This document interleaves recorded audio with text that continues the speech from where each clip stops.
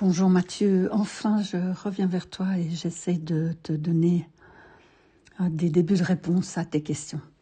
Donc quel est ce travail qui consiste à rassembler les gens dans une même pièce et pourquoi est-ce qu'il est long? Eh bien c'est assez facile à comprendre et ça ne va pas beaucoup te surprendre je pense.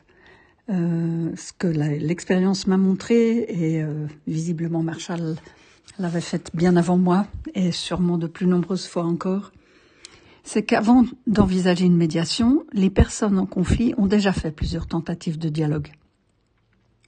Quasi toujours. Elles ont essayé de se convaincre mutuellement du bien fondé de leurs arguments et en simplifiant, on peut dire qu'elles ont essayé de faire comprendre à l'autre pourquoi il ou elle avait tort et pourquoi eux avaient raison.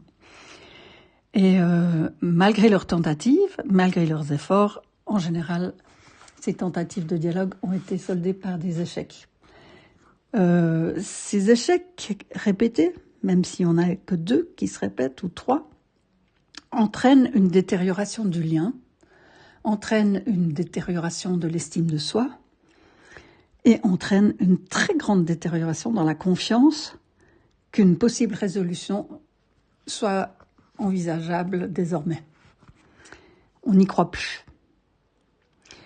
Par là-dessus, il vient s'ajouter une autre méfiance.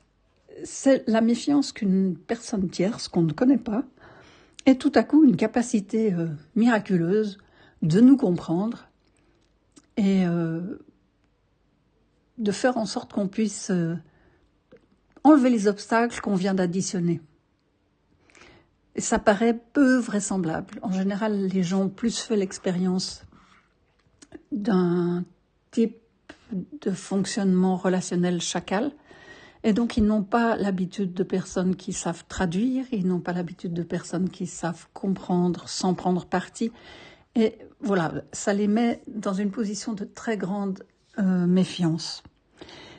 Là-dessus, tu peux encore ajouter leur crainte que si cette tierce personne, on entend dire du bien d'elle, on veut bien essayer peut-être, mais il reste encore un danger, c'est justement qu'elle prenne parti. Et évidemment, la pire peur qu'on a dans ces cas-là, quand on est une des personnes en conflit, ou un des groupes en conflit, c'est que le médiateur, le tiers qui va intervenir, prenne parti pour les autres, contre nous. Donc, ça fait beaucoup d'obstacles, tout ça. Ça fait beaucoup d'obstacles qui s'additionnent, beaucoup de peur, beaucoup de doutes et à peu près zéro confiance. Et c'est pour ça qu'il y a un travail extrêmement long avant d'arriver à convaincre, parce que c'est souvent ça au départ, c'est presque qu'il faut les convaincre, les différentes parties d'un conflit à se retrouver dans la même pièce. En fait, je trouve ça très touchant de le comprendre, c'est que les gens ont extrêmement peur que les choses se détériorent encore davantage. Quand déjà c'est tellement grave ce qui se passe à leurs yeux, et de façon souvent absolument légitime, qu'ils ont l'impression qu'ils ont déjà touché une espèce de fond. Si tu veux, les personnes sont tellement échaudées par ce qui s'est passé entre elles, par la détérioration qu'elles ont pu constater, et aussi parfois par d'autres expériences antérieures qu'elles ont pu faire, ou parallèles, d'autres expériences de conflit, qu'elles n'ont pas le courage, elles n'ont pas la confiance que risquer une médiation va en valoir la peine. Elles craignent que ce soit de nouveau un échec supplémentaire.